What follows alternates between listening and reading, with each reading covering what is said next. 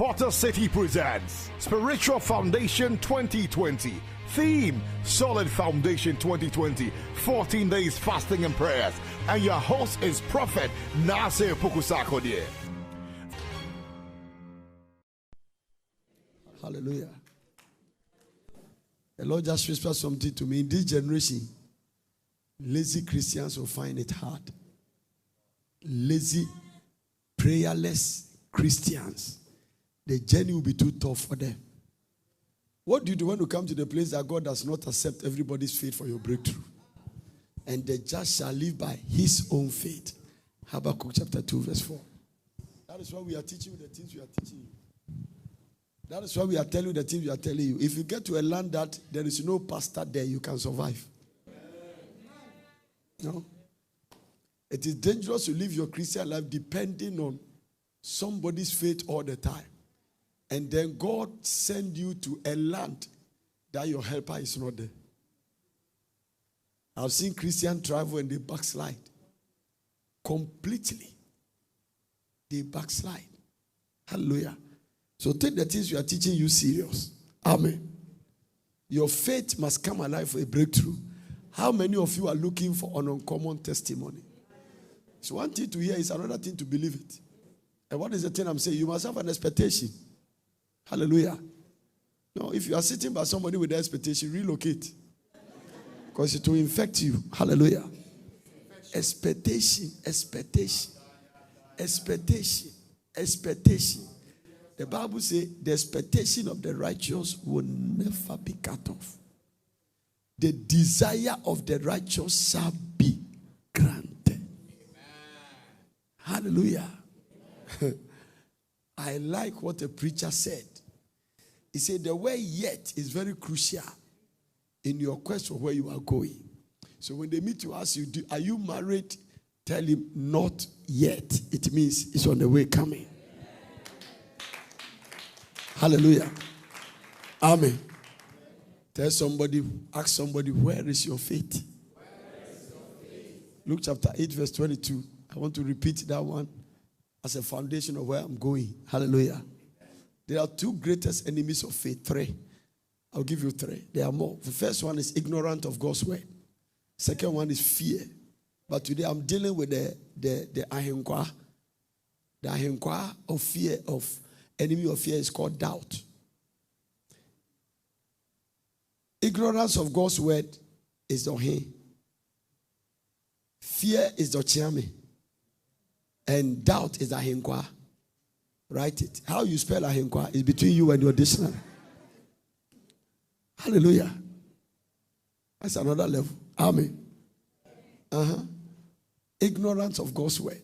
If fear is not manifesting, one of these things is attacking it. What is the first one? Ignorance of God's word. It's the greatest enemy of fear. Because you don't know it. He said, man, people are destroyed for what? Lack of knowledge. I asked God a question. I don't know whether I told you that. Why are marriages not working in our generation? He said, ignorant of my word. Ignorant. Amen. Do you know that sometimes you have to love people by faith? Let me show you three things that will never pass.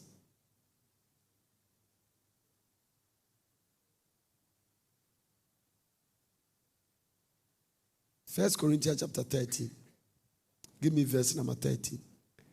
Can we even read from verse number 1 in the New Living Translation? You will love this one. If I could speak all the languages of the earth and of angels, I don't like it. It's not the language Paul is talking about. This one is interpretation. I want translation. So give me maybe the New King James Version. I'll come back to it just for that one. Though I speak with the tongues of men. Tongues. So you see, the other commentary ran tongues as a language. Tongues is what? A language. It's like Ga, Tree, whatever. French, Dutch. Tongues is a language. But it's a heavenly language. Number two, when you speak it, only one person understands. Only God.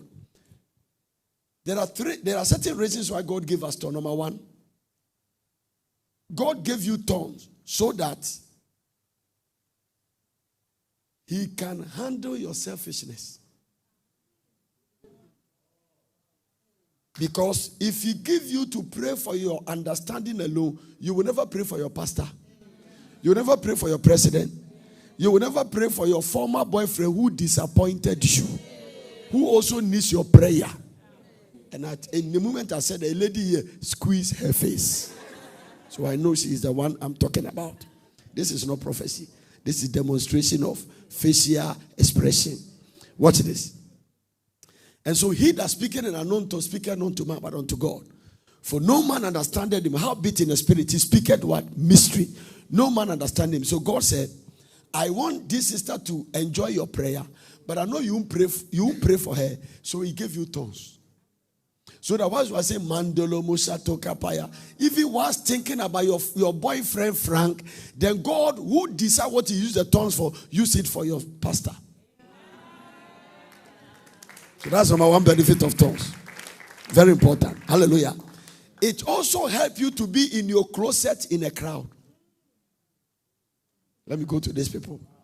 So that if I'm praying and because of your inconconsa, and I'm saying, oh, ready, and not the way a boy, Emi, from a bonnet chami, immediately you say, hey, sister. They go. They went to close. Sister, yesterday some prayer he was praying. Also no be me. So no problem. God say don't open your mouth for them to hear. I say more shadow by a mountain, and the Lord know that you are thinking about me. Then He's helping you about it. So He help you to be your closet in the midst of a cloud. Give the Lord a clap of it. I'm preaching. It's just an example. Hallelujah. Now I wanted to give you more, but I will not give you more. Let's go. Now, though I'm not preaching about tongues, though I speak with the tongues of men of angels and I have no love. So come back to New Living Translation. You will love it. Amen. Let me see the way the NIV put it. I speak in the tongues of men and of angels, but have not love. I am only resounding gong and a clanging cymbal. Wow. Let me give you an example. So tomorrow I'm going to pitch you the boosters of faith. When you are speaking in tongues and you don't have love, this is the way God hears your tongues. This is what is called what? Clinging what? Cymbal. So some of you are sitting in tongues and then but God hear like this. Or for you, the sister there. So, tongues can be noise without love.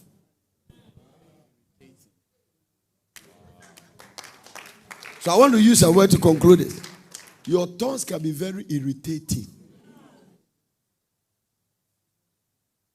So, sometimes are you surprised that you are praying, nothing has answered? God has not answered. I don't understand what you are talking about. What do you mean by love? It's simple. I love everybody, no? If you love somebody, if you love that brother, but in order not to spoil your appetite, let me just put that one aside and continue. Go to the next verse. If I have the gift of prophecy, and I can fathom all mysteries and all knowledge, and if I have faith that can move mountains, watch this very carefully. Mountain Afajedo Kilimanjaro, you have faith that can move mountains. And have not love, I'm nothing. It means that you move the mountains all right, but the end result, you achieve nothing. Another level. Keep on going. If I give all I possess to the poor and surrender my body to the flames. So now it's not giving your substance alone. Who the body about say we should burn it for somebody's release. But have not love, I gain nothing. Wow. Now look at love requirements. What is love? What is love? What does it look like? When we say love, how does love look like? It is patient. It is kind. Love does not envy. This is one of the problems of Africans. And the fact that you are quiet on me means that I'm on the point. I'm just on point. Africans, envy, jealousy, envy. We can handle another's blessing. Everybody who have made money got it from the moon. Love does not envy. Hey. I wanted to say something, but I will say it tomorrow. It does not boast. It is not proud. That is why I say, girl, lower your standard and marry.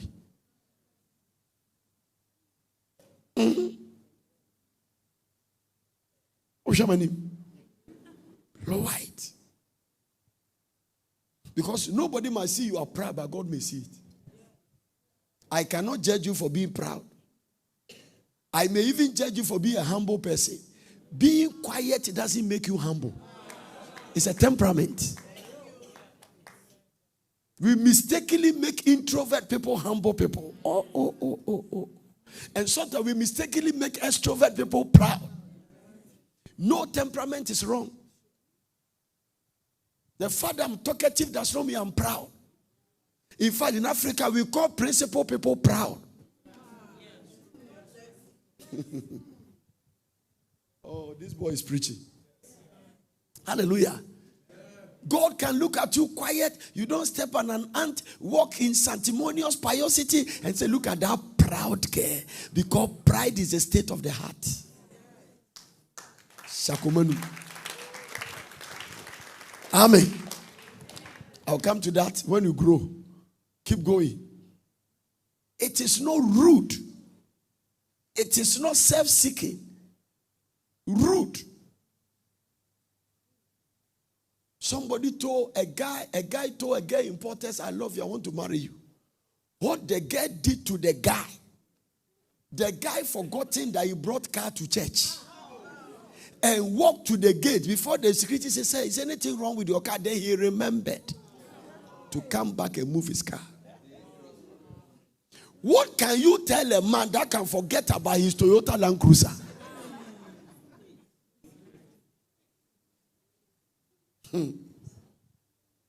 Hallelujah. Rude.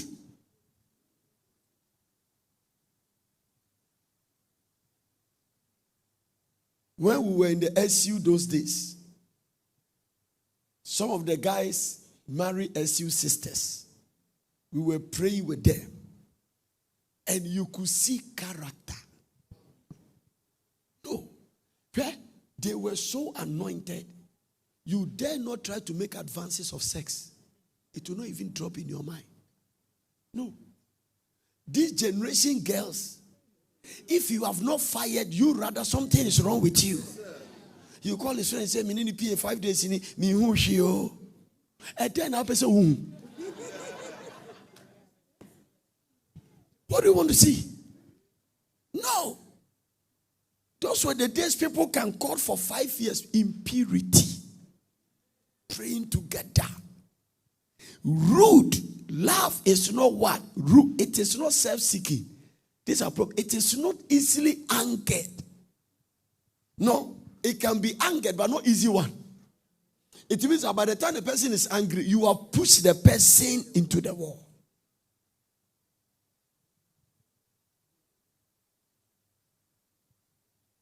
It keeps no record of wrongs.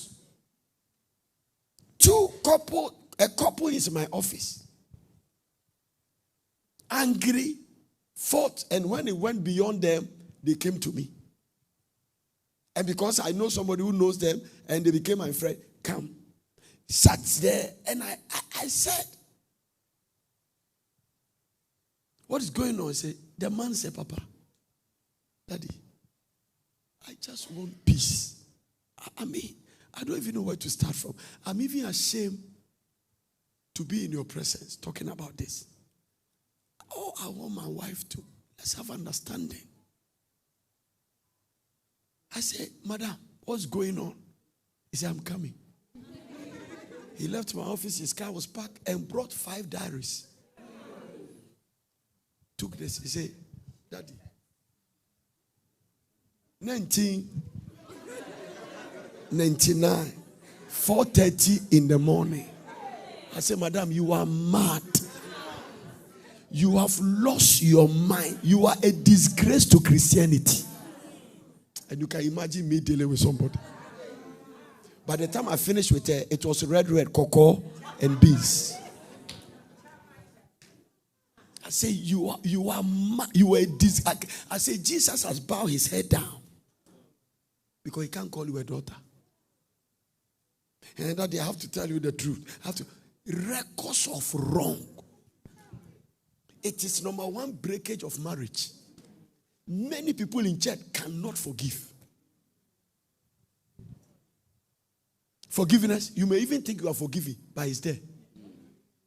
When you see the person, you have a bad feeling, it means it is there.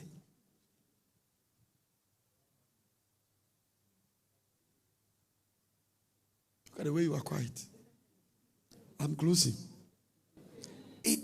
Love does not delight in evil, it rejoices with the truth. And so, when you see something bad happen to somebody, love does not rejoice.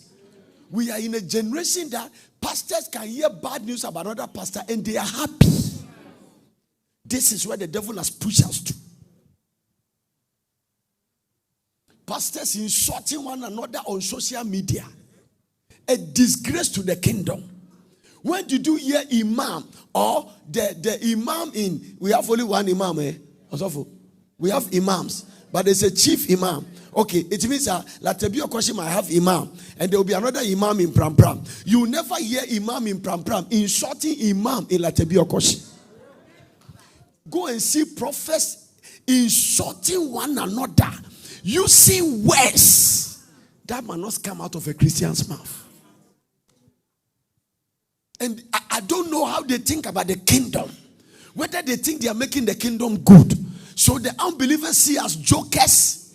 They see us people who are funny. And sometimes they see us bunch of ignorant people who don't know where they are going.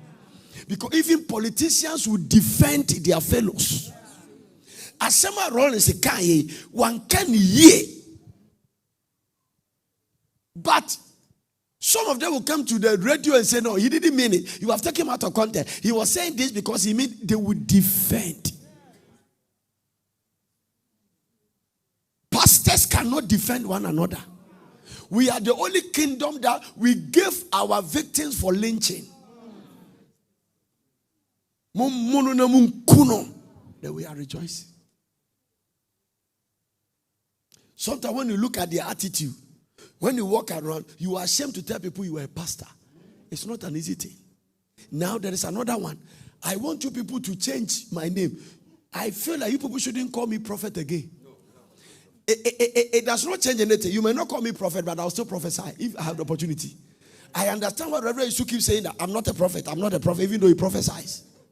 Because now it's becoming a disgrace to say you are a prophet.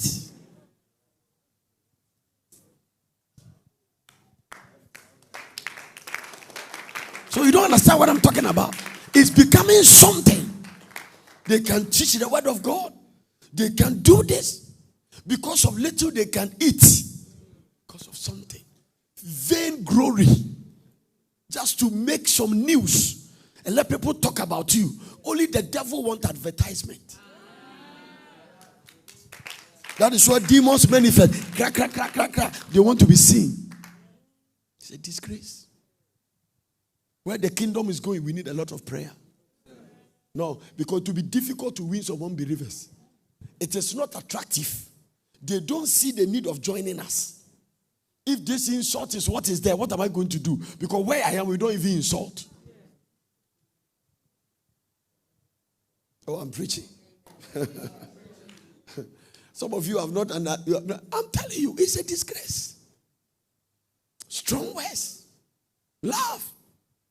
Love. It does not delight in evil, rejoices with the truth. Hallelujah. Should come to the place and understand that we represent a master who was a lamb and a gentleman. They told Jesus, you were a devil. He said, I'm not a devil. They told Jesus, you were a demon. He said, I don't have a demon. I've done many miracles for you to see. Jesus never replied his critics. He never insulted them. Never. One day, a Pharisee invited him for a dinner. He went to eat. Jesus was eating with prostitutes. And the nature of his life, some of them will be convicted and cry and put a perfume in his feet. Love, love, love. Love will not let you insult. Love will not let you reply. Every insult is an opinion. Don't reply your critics. Somebody, come, look at this girl. Somebody look at somebody look at this young lady and say, come here, you ugly girl. And she's angry. Does he look ugly? No. Look at her. Even his glasses, is he ugly? Look at look at the way he's shaking his head. Is he ugly? Beautiful girl. And he's angry. I don't know why you're calling me. Do I look like angry? He has forgotten about who she is. In short, it's an opinion. Sit down, my girl. No, it's an opinion. Somebody came to me angry. A man, I said, well, I said, can you imagine? My wife called me a goat.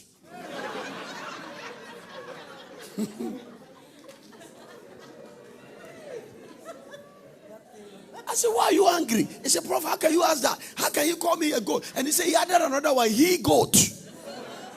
I said, no problem.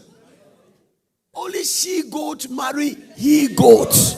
Go and think about yourself. As I was talking to a goat who was passing, I said, do you look like this one? No, you are not a goat. Continue your life. It's a lack of love that has made you hold some things in your heart. Walking. How can they say I'm a goat? I said, are you saying me? No. Can goat talk? I call the goat. Hey, goat, brah. You see, the goat is not my me, but you are here talking to me. You are not a goat. It says his opinion.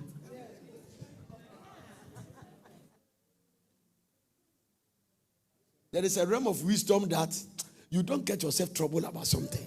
Can I tell you this? I said this one time. Let me say it again. Sometimes there are people walking around with garbage. Garbage of the way they trouble them in the office. Garbage of the way their wife has treated them. And it's like Zoom Lion. You see, where we live, there is a car that comes to take the luggage, the garbage. When they come, it takes the tin and then they pour it inside. After that, they go and offload. Where they take it, I don't know. But all I know is that they have come to take it because I pay. Now, in the realms of the spirit, people are carrying such a garbage. And if you make yourself available,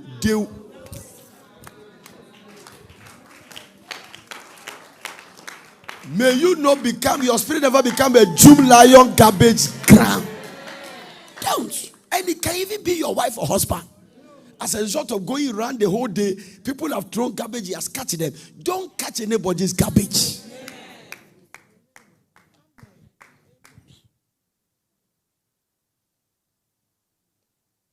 Because listen, the world has become very stressful for people. And so people are walking around. Some people are walking around, they are angry. They can't tell why they are angry, but they are angry. Why are you angry? I don't know. But are you angry? Yes. And they are there. How many of you are getting something here? Let's go down. Let me show you something. I don't know how I got into it. Always love. What does love do? It always what? Protects. It always protects. So this is another prophet who has come to insult me. For the sake of the protection as an ingredient in love, I must not reply. No. I must not reply. I must not. We cannot insult people and come and preach the love of Christ.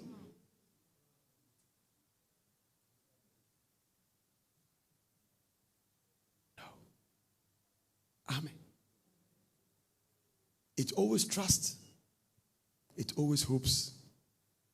It always what? Perseveres. It doesn't give up easily. The way you give up is a sign of a life which is absence of love. If you are chasing the girl, you say no, keep going. You propose love, he say I don't love you. It doesn't mean give up, keep going. Next time go there with fried rice. The next day buy chocolate. By the time you get to week, he will accept. I'm giving you the clue. Because or not two or per week, I say it doesn't have money to buy one. Buy week. He will say no. No. Some of the women, it doesn't mean they don't love you. They are testing your caring level. Because what women, one of the number one requirement of women is care. Once they find somebody who cares, they are fine.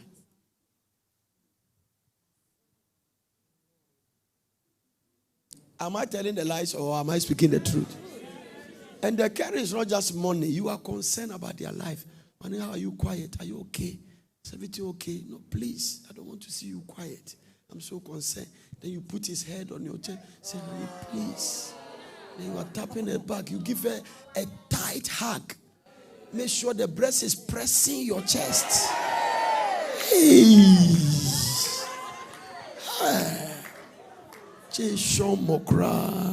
And then you are pressing and you are saying that I think you are all I have in life. Please. And then you put her on the bed and you tap it. Then he sleeps. She wakes up. She knows you care. Then he comes and says, I don't know when you could use that.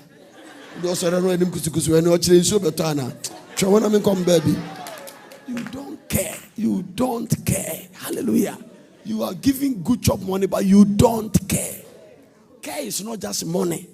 You are concerned about the person's emotional, whatever is affecting is emotionally, physically, spiritually, psychologically. You are working on all that.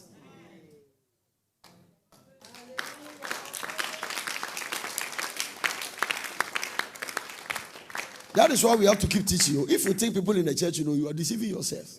No, there are people who have married 10 years. They still don't know what is marriage. 10 years. They are just surviving. Hallelujah. Okay. It always perseveres. Always perseveres. Always perseveres. Amen. Yeah. Always perseveres. Love never fails. I love that one. Look at somebody and tell the person, love never fails. So every failure in our life is as a result of the absence of love. Never fails. How did the marriage fail? Absence of love. The standard for us to marry women is very high. Hey! If you want to go by the Bible standard, you won't even think about sucking a woman. Can I tell you the standard? No. Husband, love your wife. I wish he left it there. It would have been fine. Love your wife. After all, I decide. As Christ loved the church. So you have to go and check the way Christ loved the church to love your wife. Ooh, what a standard.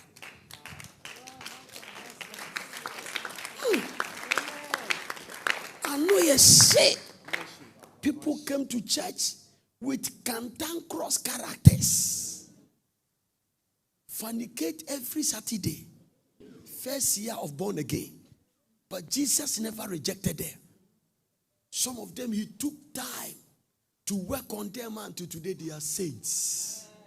So that is what I call sacrificial love. He never gave up from Peter, who denied him. He denied him 3 times. He asked him, do you love me 3 times? One cancel every denier. Simon Peter, do you love me? He said, I love you. He canceled the first denier. Simon Peter, do you love me? He canceled the second. Simon Peter, because he has to bring him back to the apostolic rank. He used love to eliminate the denier. He is the only apostle. He asked him, do you love me? Because he's the only one who denied him 3 times. And he asked him, do you love me 3 times? To cancel the denier. It means that even though you deny me, I am showing you what can cancel denier. Love.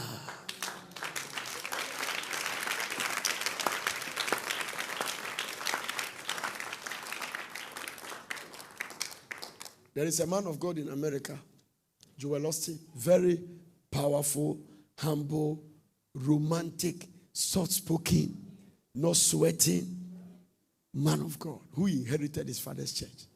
They did a little statistics and find out why is this church growing like this? And they come out with one denominator, that one of the way church grow is when the congregation love their pastor. It's not here, pastor. 1, 2, 3, bofu. These ones are angry. These ones are going to talk. How was yesterday?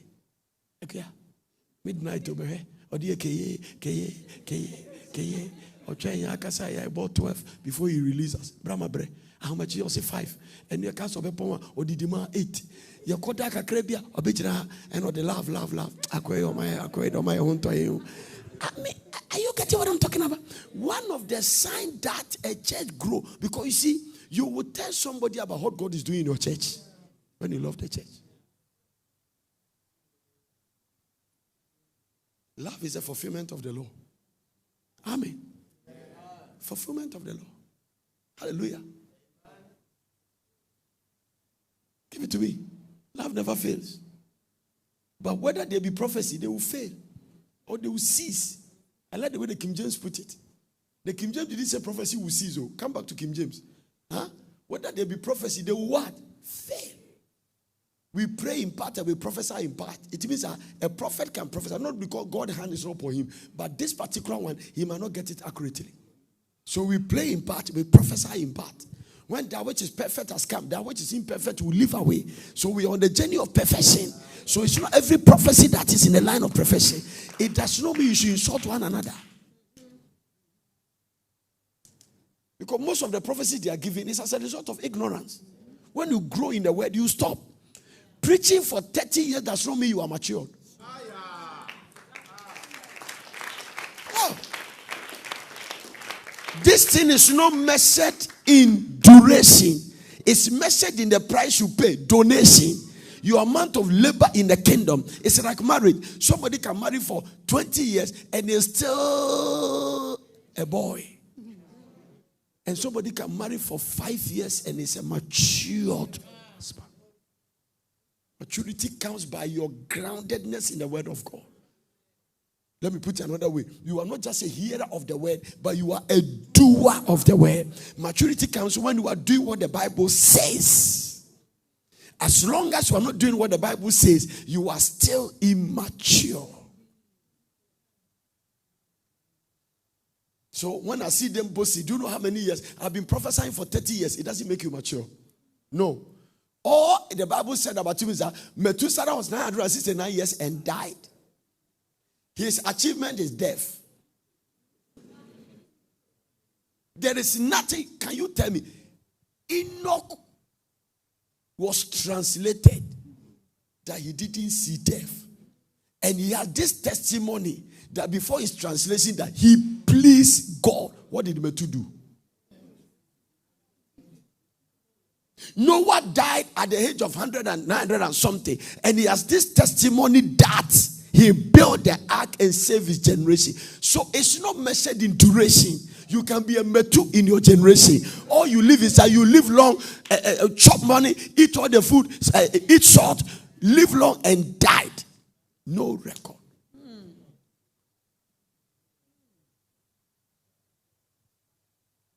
Do you know Methuselah's father? It's Lamech. Is that right? Also for Genesis chapter what? Chapter 7 that way. Is it 6 or 5? I think 5 there. Find Lamech for me. And let me show you something. Lamech even prophesied about Noah. Lamech lived 182 years and begat a son. I don't know how I miss it. And he called his name Noah, saying, this same shall comfort us concerning the toil of our hands, because of the ground which God has cursed. Do you know that when Noah came out of the after the ark, he sacrificed and God said, I will no more curse the ground. So this prophecy was fulfilled. Methuselah didn't do anything. He lived and married and died. Show me Methuselah's achievement. You're a theologian. Can you go to Methu? Show me Methu. Go there. So this thing is not measured in how long you have lived. No. Don't just marry for 20 years and boast about it. After 20 years, let's find out from your wife whether he's a happy wife.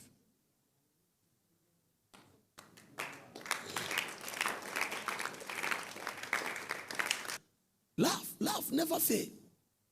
Love never fail. But whether there be prophecies, they shall fail. Love never fails. Love never fails. Whether there be tongues, they shall cease. So one day more tongues will be.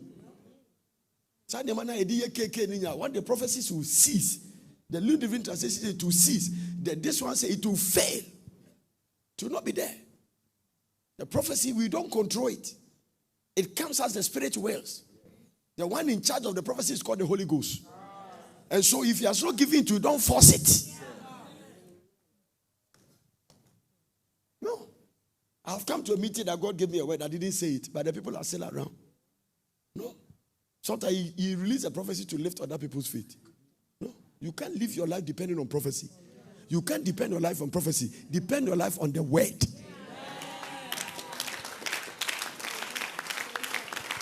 I am a prophet, but I can tell you the truth. No.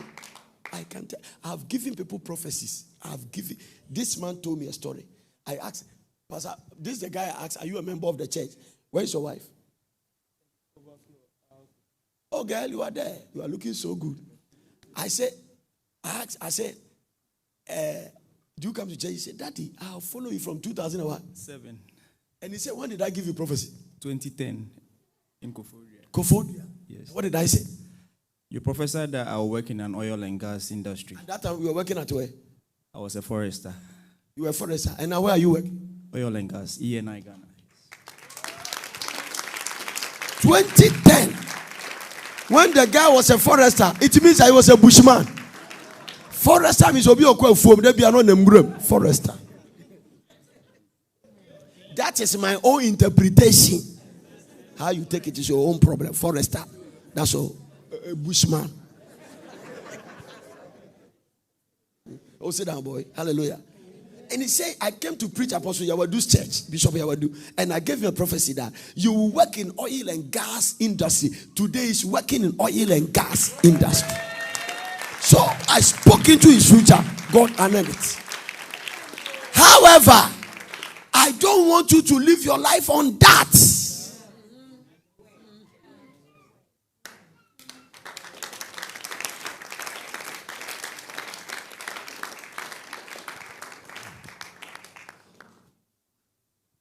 No prophetic word brought me to Porters. No prophet could have prophesied. No prophet told me this. I heard it from God. You can hear from God for yourself.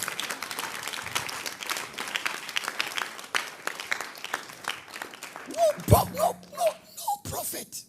No prophet will have the courage to prophesy this. There is a limit to what we can say, but there's no limit to what God can tell you. Because listen, God's leg is longer than any man's leg. God can take you where nobody has ever been. I remember when I was starting the project, the Lord warned me one thing. Very what he said, don't tell anybody. Mentors, fathers, no. I said, why? He said, because where you are going, nobody has ever tried. So don't. I said, why? He said, when you tell them, they will discourage you. You don't tell people where you are going, where they have never been. They will even kill you. But he said, when you get there, it will inspire them. Amen.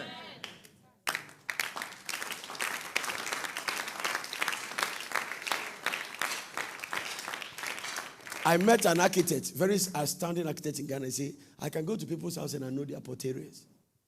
I said, how do you know? He said, oh yes, when I step in their house, I can see the colors. I can look at the flowers. And I say, Akwawe, you are part of the Porters team. He said, our own church people who come to your meetings, you can go there and see the way they flower their house and the colors, the bricks. I can tell that this guy is a portarian. What you see, you cannot doubt. It's not possible. And what you see, you can produce. No. None of you will build a house and put a bench in your home. Never. None of you. We used to go to church in those days, and we were sitting in the bench, a roller coaster. Oh, transfer catch on button, transfer you. I just saw sorry, boom, before you know you are in the air. No, this generation doesn't know what I'm talking about because in our benches are not. We used to go to church, bench. And if you don't get a good carpenter, you are careful when a lady with a big hips is coming to sit in the middle. Because if you are end, this one is end, and the body sit in the middle, brah, and then both of you, before you know you are in a well.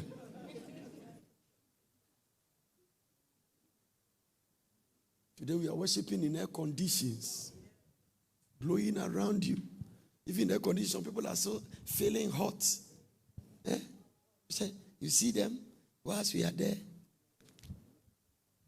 Those days, it was a dust.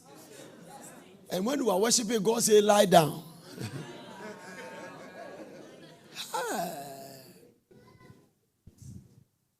Tell somebody, walk in love, walk in love, walk in love.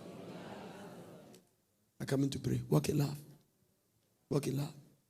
Tell somebody, love me, or you don't have a choice. You have to love me. Love me. Hey, listen. Even if you don't like me, I'm the one God has chosen for you. You don't have a choice than to love me.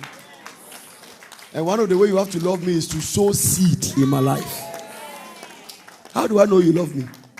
Some of you, when I look at your face, I don't think you love me. Oh. No, I don't believe you love me.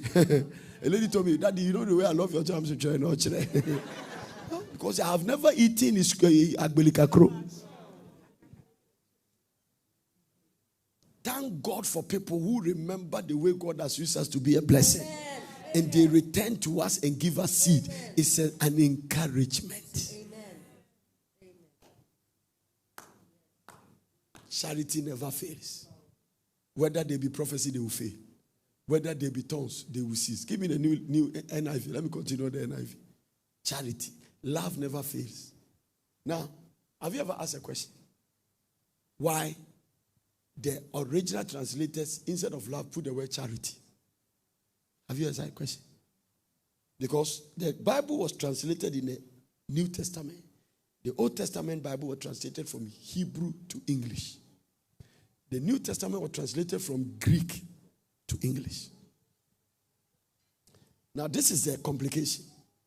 When you meet a Greek man speaking Greek and you say love, it's not enough.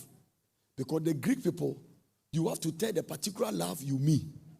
There's something they call agape love. That is a God type of love.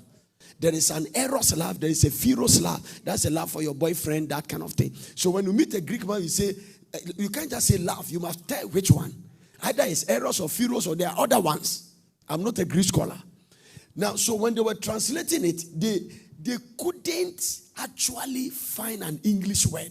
Because when they say just love, it limits the interpretation of what they are talking about. So they put the word charity. What is charity? Charity is a kind of love. It's a type of love with the willingness to give. Because you can be a lover and not be a giver. When God loved us, God gave it to us. For God so loved the word that he gave. So that's charity. So we went to visit an orphanage. We saw what they are sleeping is not good. And then we decided to build something for them. It's called charity. And it's another level. So a man can love you, fired and not give. A lady's face has changed over here. No. She will never give. Some of you have married men. There are some men, they will give to their brothers and their sisters. They will never give to their wife. It's there. It's there. So, they couldn't, they couldn't find a word. What word are we going to use? So, they left the charity. Later the comment, those who came and ran the Bible in commentary started putting love. But the people said that if you put in just love, we have limited interpretation of what Paul is talking about. And they couldn't just put there agape. Because agape is God kind of love. And that means that love is unconditional. Whether you love God or not, somebody says something, say, God loves you, there is nothing you can do about it.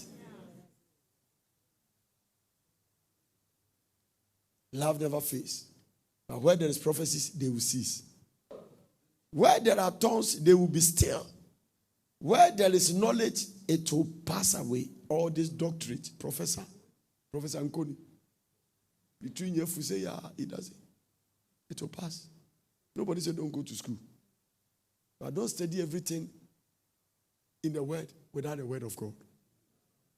Because heaven and earth will pass away. That's my word. I'm glad all my life is centered around the word. Everything about my life is about the word. Everything about my life is centered around the word. The word is my everything. The word is my prophet. The word is my apostle. The word is my evangelist. The word of God is the source of my income. The word is, it is on the word I'm married. No, the word. The word. Everything is about the word. I travel on the word.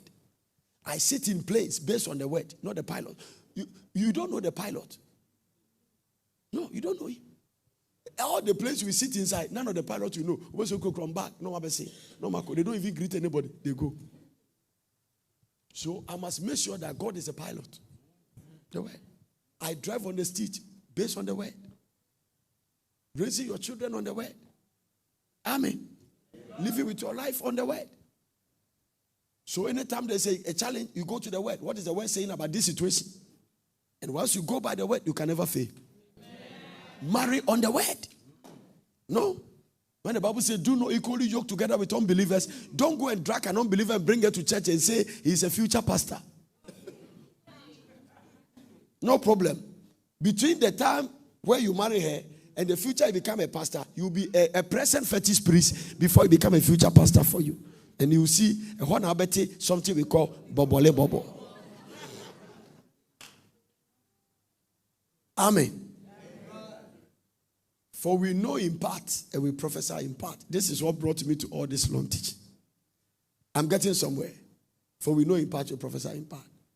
Out of when perfection comes, the imperfection will disappear. I love that one. When I was a child, I talked like a child. I thought like a child. I raised like a child. When I became a man, I put childish ways behind me. Also, when I became, it becomes a personal responsibility. I became a man. A child was born, but the son is given. So the second one is a personal, practical choice. It becomes a responsibility, which is the price for greatness. I became. So you can marry a woman as a child, but try to become a man. And graduate from a man and become a husband. Not every man can be a husband. They are not the same. Not every man can be a husband. Husbands goes with responsibility. A man can take you, sleep with you, dump you, but a husband doesn't.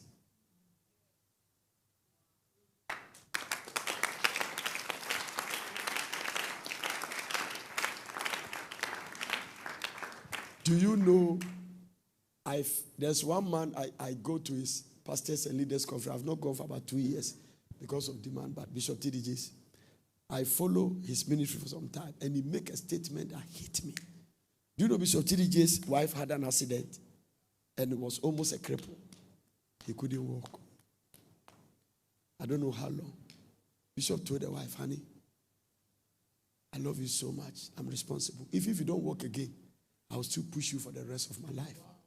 And everywhere I go to preach, you'll be in a wheelchair by my side. Nothing has changed. I say, this man has something. It was not long the Lord healed the wife. It was not long. It was not long.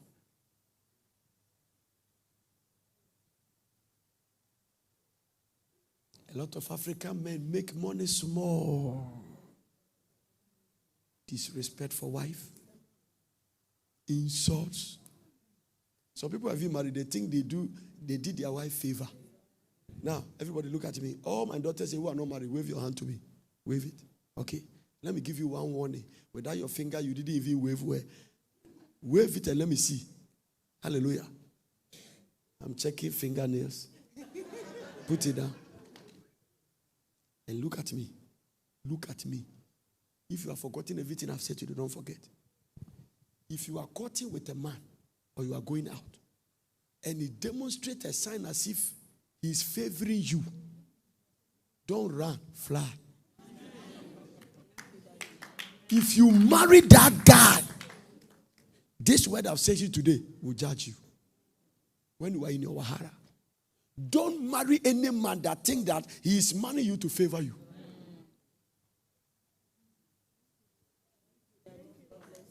If you now here, sometimes they will say, if you hear me say, oh, I've gone out to some very powerful girls who run. It means that you are a cra, run.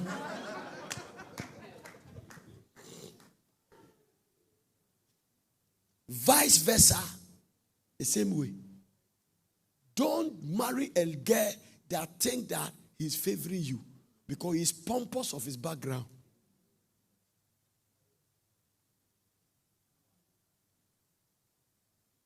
And some of you have already made that mistake. Don't marry. No.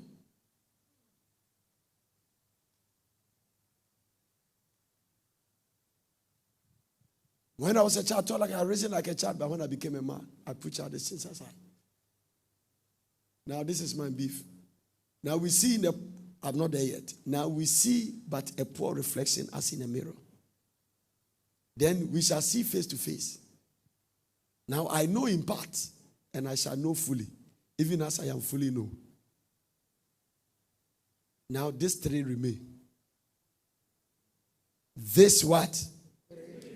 I am concluding my message. What are the three? So who is first? Who is second? Don't just judge them because they are carrying gold. Though. Who is third? But the greatest is what? Gold, silver, bronze. But the greatest is bronze.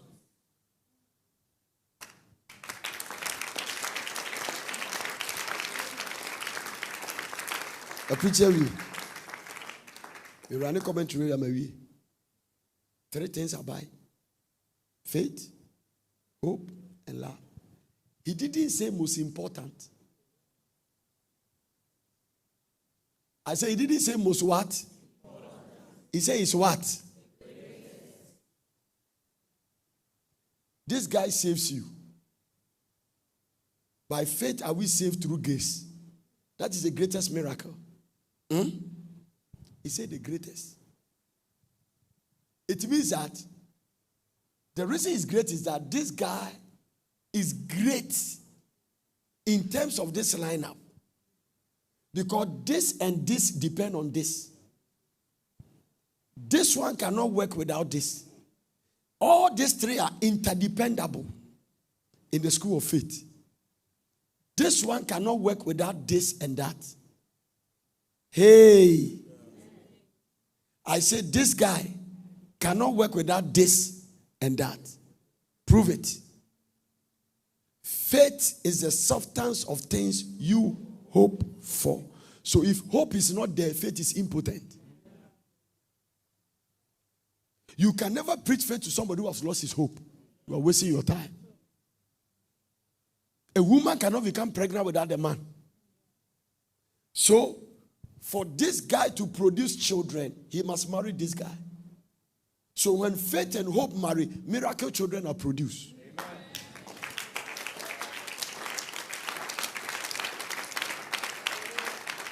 Galatians chapter 5 verse 6. Watch this. Galatians 5 verse 6. I'm closing. Watch this. For in Christ Jesus, neither circumcision or uncircumcision has any value. It's not important in the new covenant. The only thing that counts is faith expressing itself through love.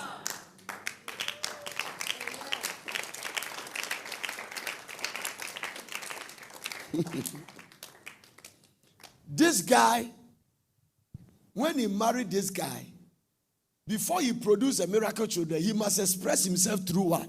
This. So this guy needs this guy.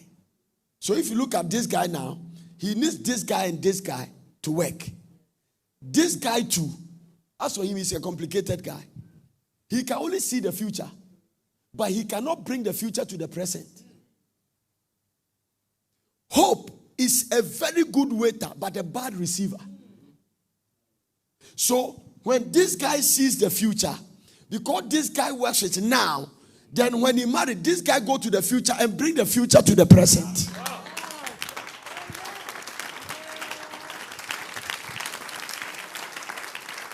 So these great things, they are interconnected. This guy sees the future. It's a substance of things you hope for. That is why I say that if it's not now, it's not faith. If it's not now, it's not faith. If you put it to tomorrow, it's not faith, it's hope. So you need the two of them to go and bring it. You need the two of them. Hope sees the future. Faith brings the future to the present. That is why they have to get married. He alone cannot produce children. She alone cannot produce children. But when you put them together, bam, miracle children.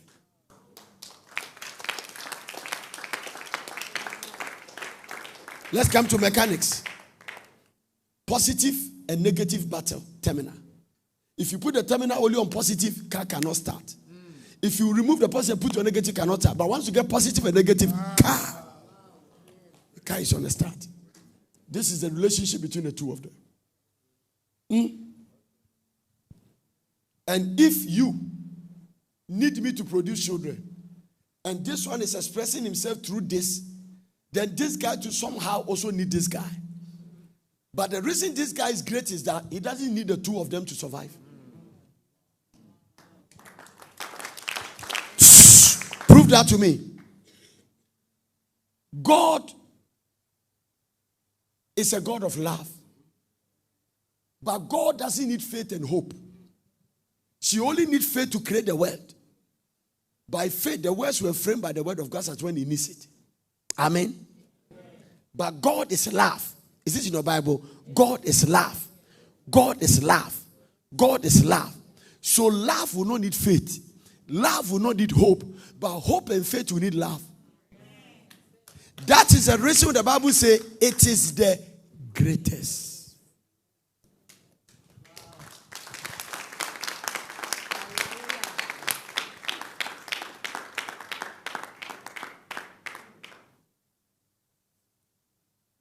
I think this is a good food. Yes. If you cut this principle, so listen.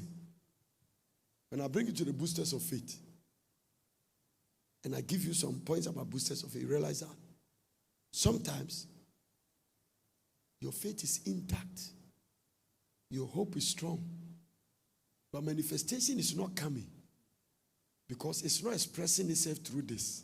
How do I know? You are confessing the word, but only Obiayaka.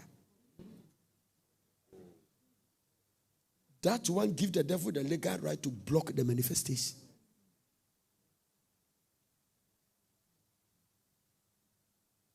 The Bible says the heart is desperately wicked. Who can tell?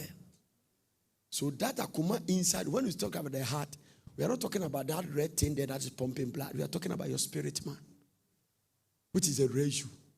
So sometimes you have moved a lot of spirit. People are in church, they are bitter. They are one of the, and it is one of the signs of the end time. The greatest attack of the body is offense. Offended. You can be sitting here fasting, but you are offended. The reason you're cheerful is that the people offend you as not around. When they come, your face will change. People are sitting in churches, they are offended. They've stopped singing in the choir. They've stopped groups. They used to labor in a church, they've stopped. Offense. And that one alone has power to block faith. I'm teaching. Offended. Unforgiving. It grows to resentment. It graduates to bitterness. By the time you get to bitterness, you are disconnected from grace. Among the sins in the world, it's only one sin Jesus' blood cannot claim. And that's the sin of unforgiveness. He said, if you don't forgive, neither will your heavenly Father forgive you. And forgive us our trespasses as we forgive those. So Jesus' blood doesn't cancel unforgiveness. The only way to cancel unforgiveness is to forgive.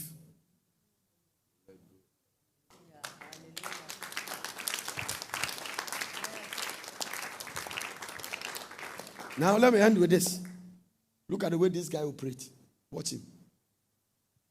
He's hoping to get to heaven at the cross. Faith let him go and be crucified. Hope is taking him. He said, I know where I'm going. But at the cross, you must have this. So people were kneeling, they said, bah! And it's so probably God is going to strike them. Immediately Jesus picked him by word of knowledge. He said, Father, forgive them.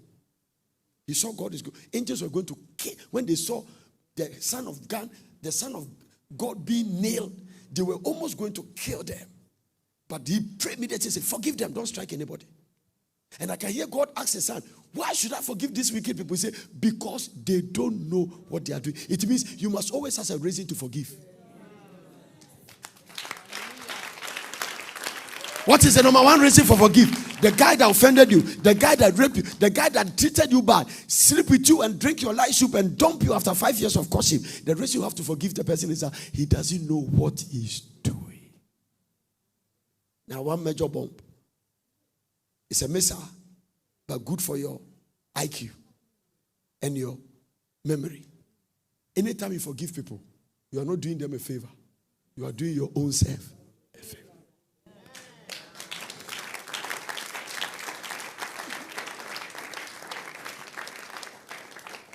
One day David was praying and nothing was working. He came back to the book of Psalms and he said that if I hide iniquity in my heart, the Lord will not hear me. Apostle Paul said, examine yourself. Self-examination. Self-overhauling. Love. Love. So, hope to go to heaven and sit at the right hand side of the Father. Faith, learn to be crucified. But I need love to stay at the cross. And the love is so strong that, look at love. Look at love. 2 thieves insulting. And one of them said, Master, we have robbed, we deserve it. But today when we get to paradise, the thing I love about the thief is that Akwane we are there all his life. 1 minute to close his eye and die to go to hell. He was on his way to heaven. He said, today you'll be with me in paradise. Hey. Mr. Akwa, we were the luckiest person on earth. So all the people who have cursed him when he broke in their wardrobe and he went to that, thinking they will see him at hell, they will find him heaven and say, hey, what about his serious? Last minute, my ba. Okay, where you know me are my ba. You remember that your car that I stole? I went to sell it at Togo Bam. Yeah. Oh, give the Lord a clap of it. Don't judge people. Don't judge people. Oh. Hey, laugh. It has powerful demonstration. This guy, the thief is in heaven because of love. Because of love. Because of love. Your faith cannot work. I don't care how long you fast. Don't substitute fasting for repentance. It will not work. It will not, because Muslims fast, Hindus fast. You are not doing it in a fast. Every religion fast. Only Christians fast for spiritual reward. Powerful. Don't. 3 things you will buy. The greatest is what? Love. Husband, love your wife. Love is not flowers. Can I say that again? Yes. Love is not what? Go keep the flowers by your bed. And every day you are coming to sleep. Eh? Where is Evelyn? I've given you a job. Let's sell flowers in your upon somebody. Maybe red, because the one they give to you is red. Can't I find red? This one look like already a solodo. Some girls are in a church. They are flower by their bedside. So you go, the guy came. Evelyn, you have found one for. It's too small, my friend. Is that how your love is small like that? Do you love me?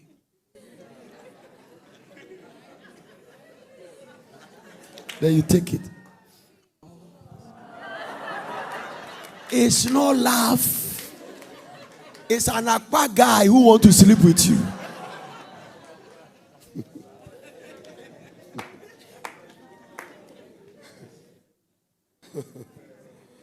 I never bought a flower for my wife once. Mommy, did I bought a flower for you before? No. No, up to date, I have not bought one. But I love her from the depth of my heart. Because love. That's why I say that. You have to love by faith. I love her based on the word. I can misbehave, but the love in my heart cannot change. So this is not love. The way you have hung it, you come. I'm prophesying to the guy love it that he loves me. Then when you close church and the flower is by your bed, though, it's your bed. You know who say?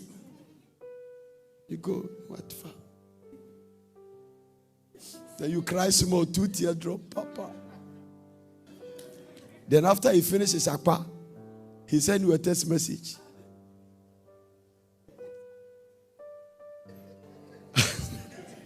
Can you tell me your text message? What did the guy wrote? I didn't force you. Please read it. I didn't force you. I'm not interested in you again. If you get another one married.